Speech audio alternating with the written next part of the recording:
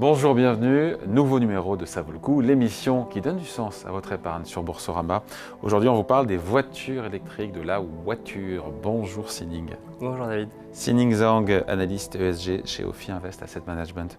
On parle donc des voitures électriques, mais surtout d'un secteur qui est en grande transition, celui du secteur auto, avec ce passage à l'électrique qui est en train, on le voit bien, de rebattre les cartes du secteur.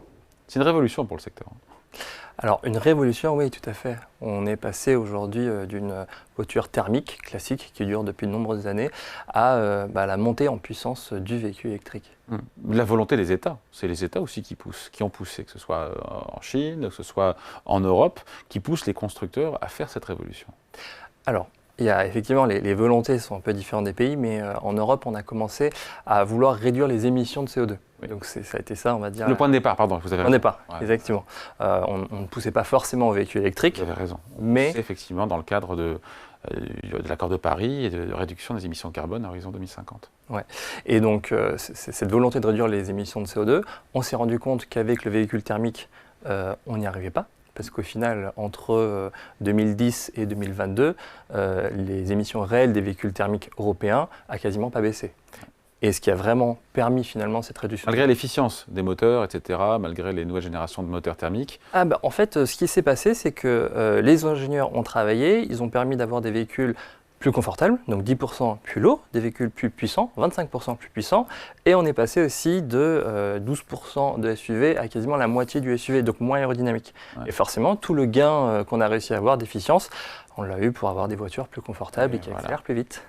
Et voilà, la voiture, c'est vraiment, si on prend un peu de recul, c'est vraiment la solution ultime vraiment pour réduire les émissions de CO2, parce que c'est vrai que quand on roule avec, il n'y a plus d'émissions de CO2, mais il faut voir ce qui se passe avant aussi, l'extraction des minerais, etc. Enfin tout ce qui est la construction de la fabrication de la batterie, tout ça, ça émet du CO2.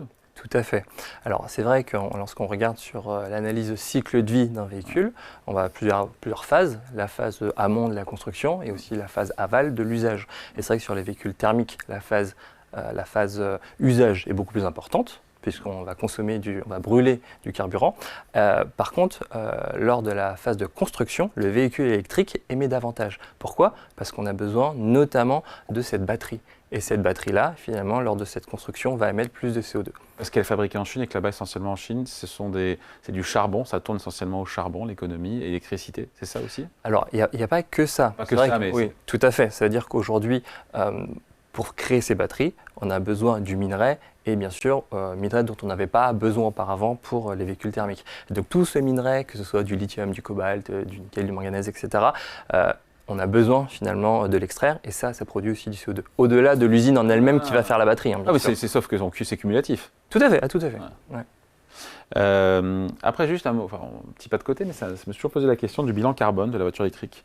Est-ce qu'il est vraiment meilleur sur l'ensemble du cycle de vie, si on prend en compte l'amont, l'aval, etc., fabrication de la batterie et tout. Est-ce que vraiment le bilan carbone est meilleur pour une voiture électrique par rapport à une voiture à moteur thermique? C'est vraiment indiscutable. Moi, je pense qu'il faut en discuter. Je regardais quand même pas mal d'études et pas mal d'études ont été faites et quand même, ça reste indiscutable que le véhicule électrique émet moins de CO2 sur tout son cycle de vie. Moi, je pensais aux SUV. Pardon, moi j'avais en tête les SUV. Parce que les SUV, on l'a dit, Sining, les SUV, c'est 50% du marché. Notamment certains gros SUV. Est-ce que ça fonctionne aussi pour des gros SUV qui pèsent plus de 2 tonnes ou 2 tonnes 5 ? Voire même 3 tonnes, sur certains modèles. Effectivement, vous avez un gain qui se réduit. On va dire qu'habituellement, sur un véhicule classique, on gagne la moitié sur tout le cycle de vie. Et c'est vrai que sur le SUV, on en gagne un peu moins. Mais au final, ça reste quand même positif. Même si la batterie est plus lourde. Même un gros SUV. Ce n'est pas une aberration d'avoir un SUV électrique. Un gros SUV.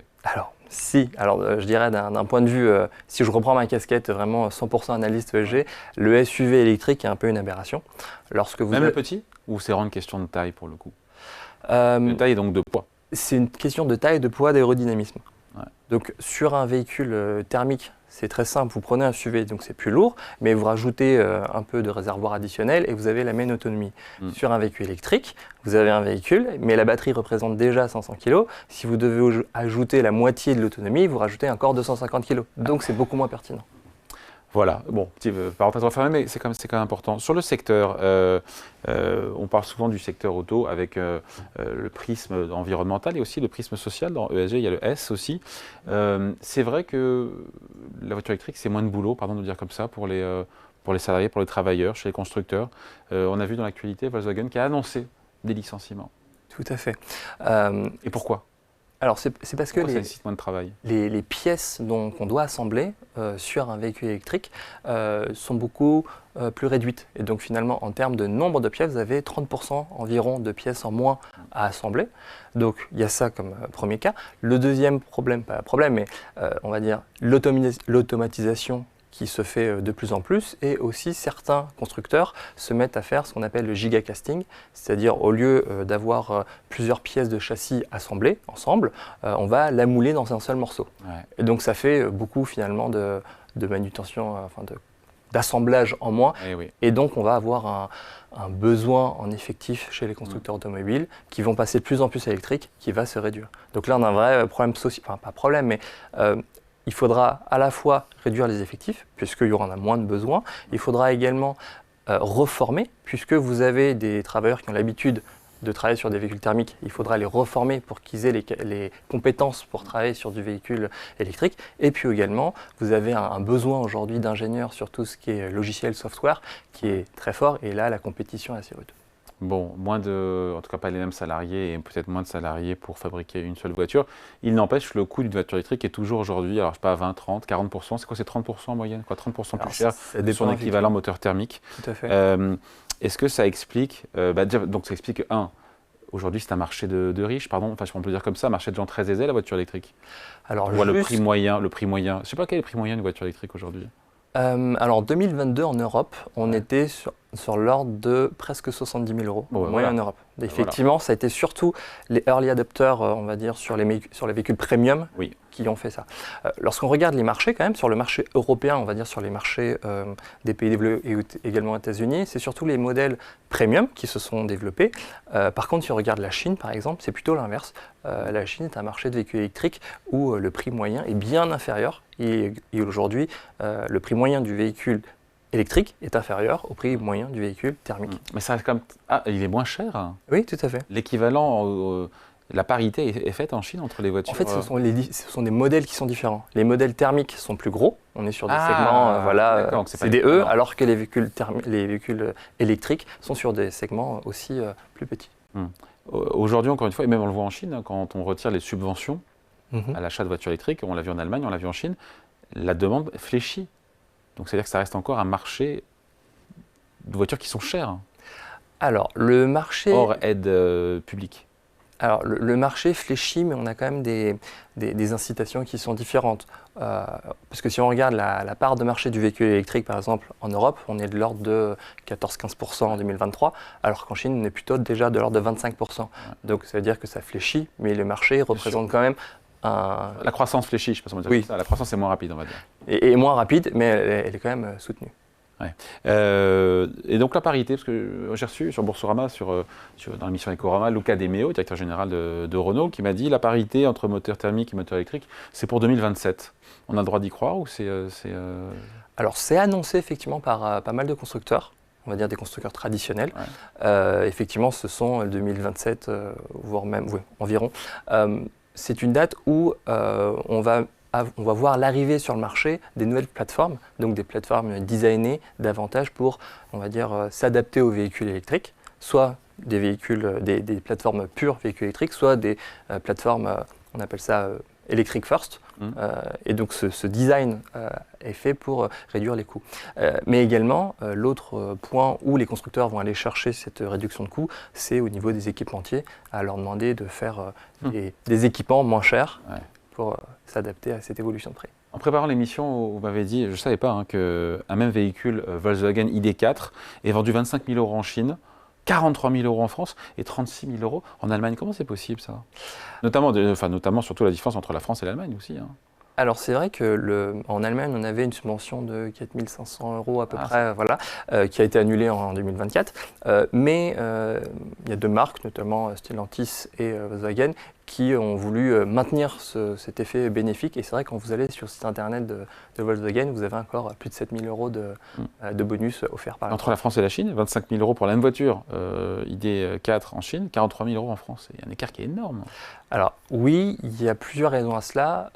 Le premier, c'est que la Chine est quand même rentrée, on va dire, dans l'électrique par une volonté étatique assez forte, il y a à peu près 20 ans, et donc ils se sont mis sur toute la chaîne de valeur. Donc, que ce soit sur l'approvisionnement en minerais, que ce soit sur le raffinage. Aujourd'hui, vous avez 3/4 du raffinage des métaux de la transition qui est fait en Chine. Et donc, vous avez une très forte intégration verticale. Et cet écosystème électrique fait que vous avez des prix moins chers. Si je prends un exemple, par exemple, sur le coût de fabrication d'une gigafactory, aujourd'hui, par gigawattheure annuel de capacité de production, lorsque vous installez une usine, elle est à peu près moitié moins chère en Chine qu'en Europe ou aux États-Unis.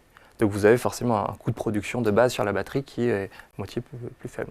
Sining, quels sont les constructeurs les mieux ou pas, les mieux armés pour réussir cette transition qui s'accélère? On se dit quoi? On pense aux pure players qui sont les mieux armés. Alors, ce n'est pas des recommandations d'achat, ce n'est pas des conseils, c'est juste de se dire, voilà, philosophiquement, stratégiquement, les constructeurs premium aussi, peut-être, notamment on pense aux Allemands ou pas. Quelle grille de lecture on peut avoir là-dessus?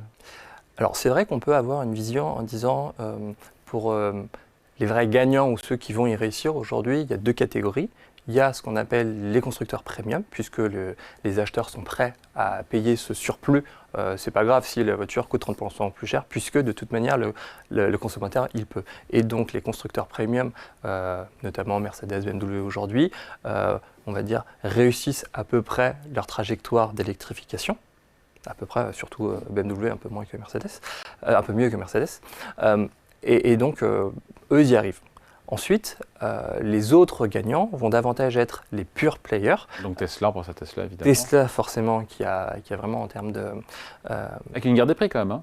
Ah oui, tout à fait, mais parce que la guerre des prix a été, on va dire, était une réponse de Tesla par rapport au marché chinois en fait. Ouais. De base, vous avez un marché chinois qui est très concurrentiel, et donc Tesla, pour rester en concurrence avec ses marques chinoises, a décidé de baisser ses prix. Et donc les autres constructeurs aujourd'hui, ce sont quand même les gagnants, les constructeurs chinois, qui structurellement ont une base de coût inférieure. À la Tesla aussi, qui ont été pensés pour faire que de l'électrique. Tout à fait. Ouais. Et sur les constructeurs plus traditionnels, tels qu'on les connaît, européens ou américains, eux, pour eux, ça sera plus difficile? Alors, c'est plus difficile, c'est quand même en cours, puisque aujourd'hui, on a vous l'avez précisé tout à l'heure, ce ralentissement de la croissance qui est notamment lié à l'acceptabilité du prix. On voit aux États-Unis aussi, ralentissement de la croissance des ventes. Exactement. Et donc, de fait, vous avez donc ces constructeurs qui aujourd'hui se disent, bon, on va quand même produire davantage de modèles un peu plus petits pour entrer sur ce marché un peu plus... je dirais mass market et non forcément premium. Mais aux États-Unis, ce qu'on voit notamment, c'est par exemple des constructeurs comme Ford ou GM qui ont clairement dit je vais réduire ma voiture en termes d'électrification, que ce soit sur le nombre de véhicules produits ou alors de report d'investissement sur l'électrique. Parce que la demande, encore une fois, parce que la demande n'est pas au niveau où on l'attend, parce que les voitures électriques pour l'instant sont encore trop cher.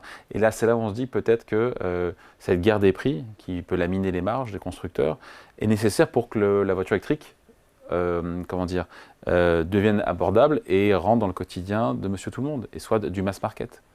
Alors oui, ce qu'on souhaite, et aujourd'hui on a de la chance de voir que on a une surcapacité sur la production du lithium par exemple, ce qui fait que le prix des minerais baisse, ce qui fait que le prix des batteries baisse, et ce qui fait que le prix des voitures baisse. Et donc ça permet de réduire ce prix. Les constructeurs chinois vont rebattre les cartes en matière de part de marché sur le sol européen, avec des ouvertures d'usines en prévision aussi sur le sol européen. Je crois que c'est BYD. Alors il n'y a pas de date encore, mais qui va construire en Hongrie, tout à fait. En Hongrie une usine. Oui. Alors, je veux dire, malheureusement... Pour contourner, pour pouvoir et indirectement avoir les aides aussi, c'est ça l'idée, c'est pouvoir bénéficier des aides d'État, parce que les voitures seraient produites effectivement sur le sol européen. Ouais. Alors effectivement, on voit vraiment cette émergence de constructeurs chinois qui arrivent à faire des produits avec un ratio prestations-prix très intéressant et qui rentrent petit à petit sur le marché européen. Et c'est vrai qu'il y a une vraie volonté, par exemple, des BYD de commencer plus massivement à se faire connaître du marché européen parce que le futur partenaire de l'Euro 2024, c'est plus Volkswagen, c'est BYD. Ouais. Et donc, et BYD qui a produit d'ailleurs le plus de voitures électriques dans le monde. Je crois qu'ils ont ravi à Tesla la palme au 4e trimestre, je crois que c'est ça. Alors, c'était pas exactement ça, parce qu'on a pris en compte effectivement tout ce qui est voitures électrifiées. En termes de véhicules purs électriques, ça reste encore Tesla qui est le plus grand producteur. Avec des cartes qui sont rebattues. Merci beaucoup. En tout cas, explication signée Sining Zhang, analyste ESG chez Ophi Invest Asset Management. Merci à vous. Avec plaisir. Et ça vaut le coup, revient la semaine prochaine, bien sûr, sur Boursorama.